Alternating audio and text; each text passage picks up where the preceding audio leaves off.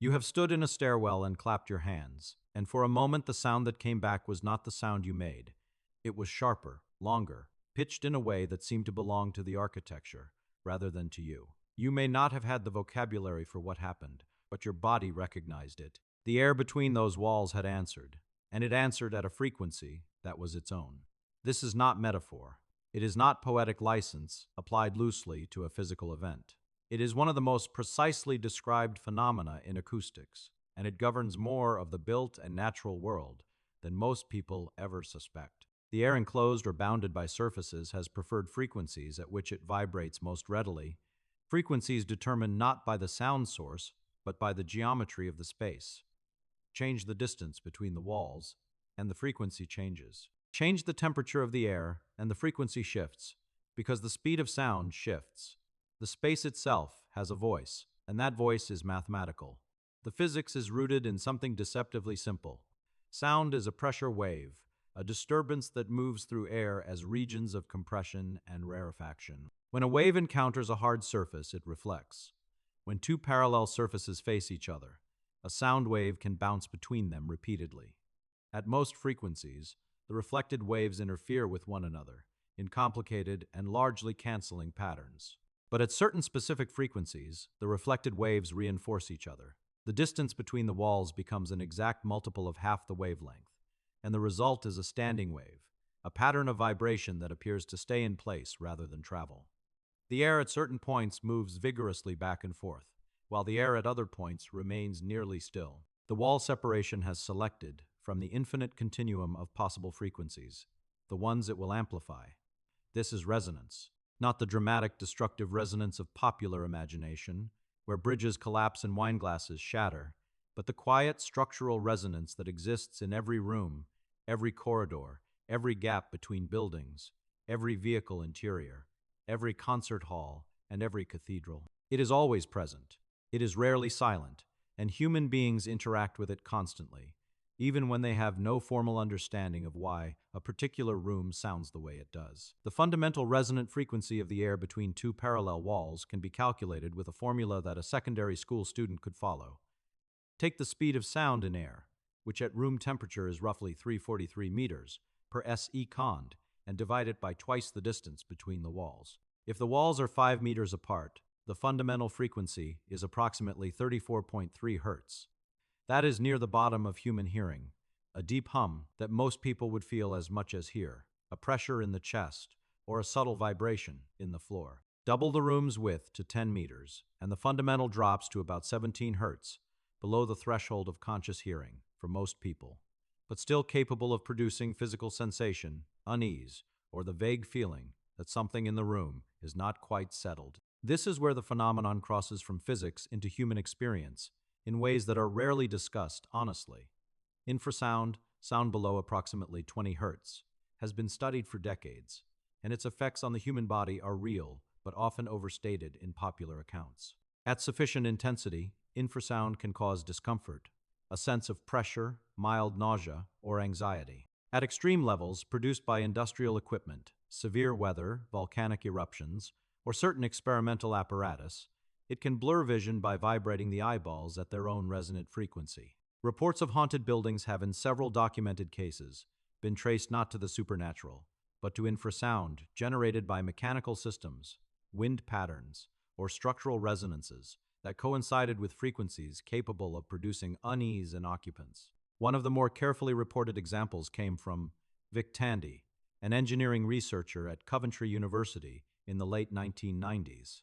Working alone in a laboratory, Tandy experienced repeated feelings of discomfort, cold anxiety, and at one point, a fleeting visual disturbance at the edge of his vision, a gray shape he perceived briefly before it vanished. Rather than accepting a paranormal explanation, Tandy investigated and found that an extractor fan in the laboratory was generating a standing wave at approximately 18.98 hertz, a frequency very close to the resonant frequency of the human eyeball.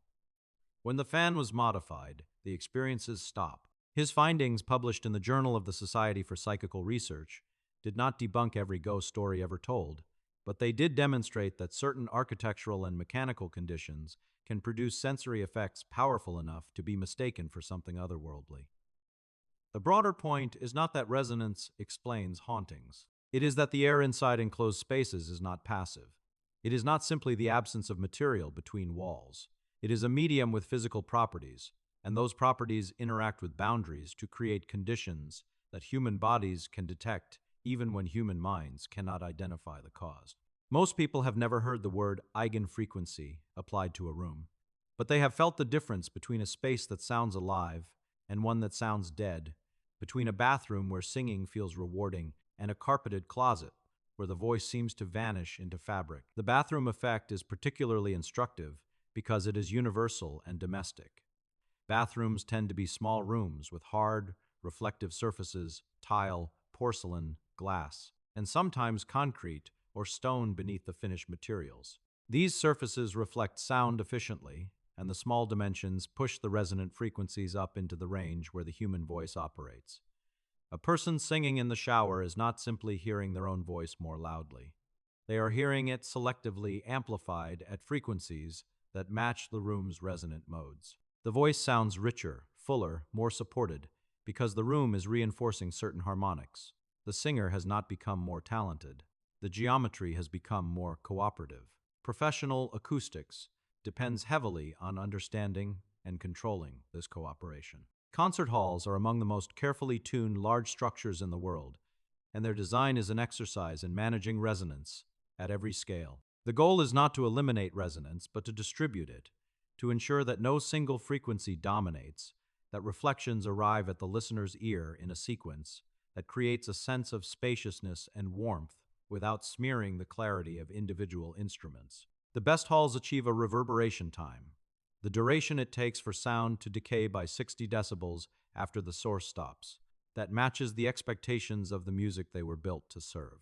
The Musikverein in Vienna, widely regarded as one of the finest concert halls in the world, was completed in 1870. Its design preceded modern computational acoustics by more than a century. Yet its proportions, materials, and surface geometry produce a reverberation time of roughly 2 seconds at mid-frequencies, a value that generations of musicians and listeners have found ideal for orchestral music. The hall is a rectangular shoebox shape, which means the parallel walls create strong lateral reflections that reach listeners from the sides, contributing to a sense of envelopment that is psychologically distinct from sound arriving only from the front. The ear and the brain interpret lateral reflections as spatial richness. This is not aesthetic preference alone. It is neurological. The auditory cortex processes spatial cues from the timing and intensity differences between the two ears, and a hall that provides abundant lateral energy activates a broader perceptual experience. Modern concert hall design has tried, with varying success, to replicate these qualities in different architectural forms. The challenge is that resonance does not scale linearly with intention. A hall twice the size of the Musikverein does not simply need twice the reverberation. Its resonant modes are different. Its surface-to-volume ratio changes. The distances that reflections travel shift the timing of early arrivals versus late reverberation, and the audience itself absorbs sound differently, depending on seating density and clothing. Acoustic consultants now use computer modeling to predict the behavior of sound in proposed spaces, simulating millions of reflections, and calculating how energy distributes across frequencies and time. But even with sophisticated tools, the final judgment still involves human perception, because the ear's sensitivity and the brain's interpretation are not fully captured by any simulation. The same principles operate in spaces never intended for music. Open-plan offices became popular partly on the assumption that removing walls would improve communication and collaboration. The acoustic reality proved more complicated. Without walls to contain sound, conversations travel freely, and the resonant behavior of the larger open volume distributes noise in ways that many workers find distracting and fatiguing. Studies from organizations, including the Finnish Institute of Occupational Health, have found that speech intelligibility, the ability to understand nearby conversation, is one of the strongest predictors of reduced concentration in open offices. When you can almost understand what someone 3 desks away is saying, the brain involuntarily attempts to process the speech, consuming cognitive resources even when the listener is trying to focus elsewhere. The air between the floor and ceiling, between the windows and the far partition, carries resonant energy at frequencies tuned to exactly the range of human speech. Acoustic treatment in offices typically involves absorptive ceiling tiles, carpeting, fabric-covered panels, and sometimes electronic sound masking systems that introduce a uniform low-level noise designed to reduce the intelligibility of distant speech. These interventions are not eliminating resonance. They are reshaping it, damping the modes that cause problems, and introducing energy at frequencies that provide masking without annoyance. The goal is a sound environment that the brain can comfortably ignore, which is itself a remarkable engineering objective, designing a space so that its acoustic character becomes psychologically invisible. Cars present another revealing case. The interior of an automobile is a small, rigid enclosure with complex geometry, and at highway speeds, multiple sources of noise compete for attention. Engine vibration transmitted through the chassis, tire noise entering through the wheel wells and floor, wind noise generated by airflow around mirrors, door seals, and panel joints, and the exhaust system resonating through the structure. Each of these sources excites the air cavity inside the cabin differently, and the resonant modes of that cavity determine which frequencies are amplified and which are suppressed. Automotive engineers spend considerable resources measuring and modifying these resonances. A phenomenon called the Helmholtz resonance, named after the 19th century physicist Hermann von Helmholtz, occurs when air in a cavity with a narrow opening vibrates at a frequency determined by the volume of the cavity and the dimensions of the opening. The classic demonstration is blowing across the mouth of a bottle, which produces a clear tone. In a car, Helmholtz resonances can develop in the trunk cavity, in air ducts, around partially open windows, and in body panel cavities. The deep booming sound that sometimes occurs when a single rear window is opened at speed is a Helmholtz resonance excited by airflow across the window opening. The entire cabin acts as the resonant cavity, and the open window acts as the neck. The effect can be startling in its intensity, producing pressure fluctuations that are physically uncomfortable, even though no mechanical failure has occurred. Reducing unwanted resonance in vehicles involves adding mass, damping materials, strategic sealing, absorptive liners, and sometimes active noise cancellation, where microphones detect the resonant frequencies and speakers emit precisely inverted sound waves to cancel them. The technology works because resonance is predictable. If you know the geometry, the material properties, and the excitation sources, you can calculate which frequencies will be amplified and engineer countermeasures. The quiet interior of a modern luxury car is not the absence of sound. It is the presence of thousands of design decisions aimed at controlling what the enclosed air wants to do. This language, what the air wants to do, may seem anthropomorphic, but it captures something real about resonance that purely technical descriptions sometimes miss. Resonance is not simply an event that happens to air when conditions align. It is a property of the system, latent and persistent, waiting for energy at the right frequency to reveal it. A room that is silent still has resonant frequencies. They are not active, but they are defined. The geometry has already determined them. Any sound that enters the room will be filtered through those frequencies, amplified at some, attenuated at others, shaped in ways that the source did not intend. Musical instrument design has exploited this for centuries, long before the physics was formalized. The body of an acoustic guitar is a resonant cavity with a sound hole. The shape, volume, wood thickness, bracing pattern, and hole diameter determine which frequencies are reinforced when the strings vibrate. A luthier choosing between different bracing geometries is making decisions about resonance that will define the instrument's character for its entire life. A Stradivarius violin is prized not because its strings are superior, but because the geometry, material density, and varnish of its body create a resonant profile that amplifies overtones in a way that musicians and audiences describe as warm, complex, or singing. The air inside the instrument's body is doing physical work, and the body's shape determines what that work sounds like. Organ pipes operate on the same principle scaled to architectural dimensions. A pipe organ is essentially an array of resonant air columns, each tuned to a specific frequency by its length, diameter, and whether it is open or closed at one end. The longest pipes in large cathedral organs can exceed 10 meters, producing fundamental frequencies below 20 Hz. When these pipes sound, the air in the cathedral itself resonates sympathetically, and the building becomes part of the instrument. Listeners in a Gothic cathedral, during a full organ performance, are not simply hearing music transmitted through air. They are standing inside a resonant system where the architecture and the instrument form a coupled acoustic structure, each influencing the other. The coupling between room and instrument is not always beneficial.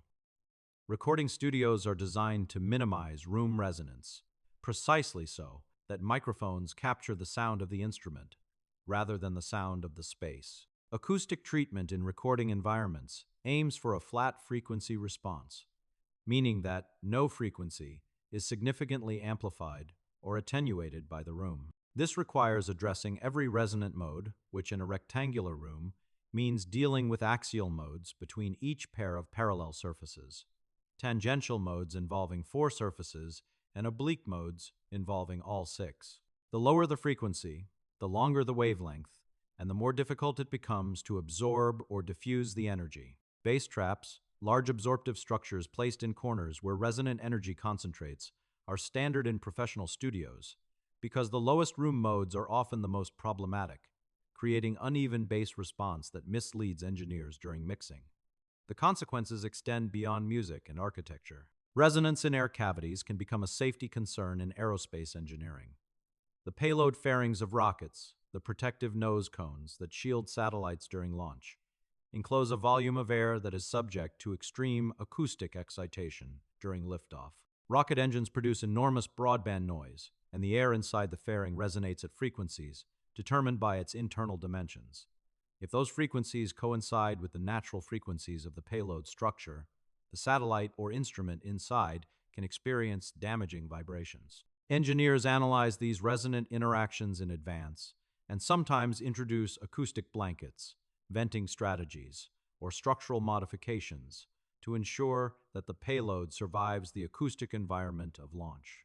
Even the atmosphere itself, unbounded by walls, exhibits resonant behavior at planetary scales. The Schumann resonances, first predicted mathematically by physicist Winfried Otto Schumann in 1952 and confirmed by measurements shortly thereafter, are electromagnetic resonances in the cavity formed between Earth's surface and the ionosphere. Lightning discharges excite this global cavity, and the electromagnetic energy circulates around the planet, reinforcing at frequencies where the circumference of Earth corresponds to whole numbers of wavelengths. The fundamental Schumann resonance is approximately 7.83 Hz, with harmonics at roughly 14.3, 20.8, 27.3, and 33.8 Hz. These are not acoustic resonances in the sense of pressure waves in air, but they demonstrate the same physical principle. A bounded space selects specific frequencies from broadband excitation. The Schumann resonances have attracted considerable attention outside of physics. Some of it well-founded and some of it speculative. Claims that the 7.83 Hz frequency is somehow tuned to human consciousness. Brainwave patterns or biological health appear regularly in wellness literature and alternative medicine discussions. While it is true that the frequency falls within the range of alpha brainwaves, the causal connection is not established by that coincidence. The Earth's circumference determines the Schumann fundamental, and the human brain's electrical rhythms are determined by neural architecture and biochemistry. That both happen to occupy a similar frequency range does not demonstrate a functional relationship any more than two unrelated radio stations, broadcasting near the same frequency on the dial, are communicating with each other. The science of resonance is powerful enough without requiring mystical extension. What is genuinely remarkable is how pervasive resonance is as an organizing principle. From the quantum scale, where atomic and molecular energy levels are resonant states that determine the absorption and emission spectra of every element, to the scale of stellar interiors, where acoustic oscillations in the sunday allow helioseismologists to map its internal structure, the way seismologists map the Earth, resonance appears as a recurring feature of physical reality. It is not exotic, it is fundamental. Whenever energy interacts with boundaries or periodicity, resonance emerges. And yet it remains largely invisible to everyday awareness. People live inside resonant cavities every day. They sleep in bedrooms where the distance between walls defines standing wave patterns at specific frequencies. They drive in vehicles where the cabin air resonates with road inputs. They speak in conference rooms where certain vowel sounds are subtly amplified and others slightly absorbed by the room dimensions. They walk through corridors where their footsteps excite brief resonances that contribute to the sense of enclosure or openness. They stand in elevators where the small rigid volume produces high frequency, resonances that make conversation sound oddly present and close. None of this is perceived as resonance. It is perceived as the character of the space, the feeling of a room, the mood of a building. Architects and designers have sometimes worked with this intuitively, creating spaces that feel a particular way without necessarily being able to articulate why in acoustic terms. The high, narrow naves of Gothic cathedrals were not designed with frequency response curves, but their proportions create long reverberation times that support choral music and liturgical chant in ways that seem inseparable from the spiritual function of the building. The chant traditions of medieval monasticism evolved in those acoustic environments, the melodic lines and sustained tones shaped by the response of the stone enclosures in which they were sung. The music and the architecture developed together, each reinforcing the other, and the resonant character of the space became part of the religious experience itself. This interdependence between sound, space, and human response is not confined to sacred architecture.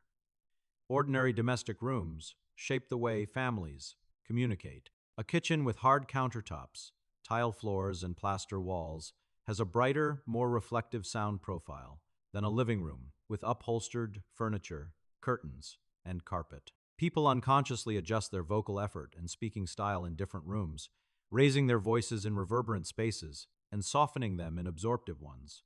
Children growing up in different acoustic environments develop different intuitions about communication distance, volume, and privacy. The resonant character of domestic space is part of the texture of daily life, invisible but always operating. The broader realization is that we are never in acoustically neutral space unless extraordinary measures have been taken to create one. An anechoic chamber, a room lined with deep wedges of absorptive material designed to eliminate all reflections, is one of the quietest environments humans can enter. People who spend time in well-designed anechoic chambers often report discomfort. The absence of reflected sound removes spatial cues that the brain relies on to construct a sense of environment. Without reflections, there is no sense of room size, no ambient hum, no reassuring feedback from the world. Some report hearing their own heartbeat, their blood flowing, the faint electrical hum of their nervous system. The experience is disorienting because it reveals how much of ordinary spatial perception depends on the resonant response of the environment. We are, in other words, always listening to the shape of the air around us. Not consciously, not with technical understanding, but with a perceptual system that integrates reflected sound into a continuous model of space. Resonance is part of that model. It tells the brain something about the size of the enclosure, the hardness of the surfaces, the proximity of walls. It contributes to the difference between a room that feels intimate and one that feels cold, between a hallway that feels welcoming and one that feels institutional. The stairwell where this began is still there. It is still a vertical column of air bounded by concrete or plaster or stone, and its resonant frequencies are still defined by its height, its width, and the material of its walls. The next time a door closes sharply inside it, the impulse will excite those frequencies, and the air will ring briefly at the pitches the geometry permits. Most people passing through will notice only that stairwells have a particular sound, a certain liveliness that other spaces lack. They will not calculate the eigenfrequencies, they will not think about standing waves, but they will feel the resonance because their bodies have always known what their education never quite explained. The air between two walls is not empty. It is ready to vibrate. It has a frequency, it has a voice, and it has been speaking in every room they have ever entered.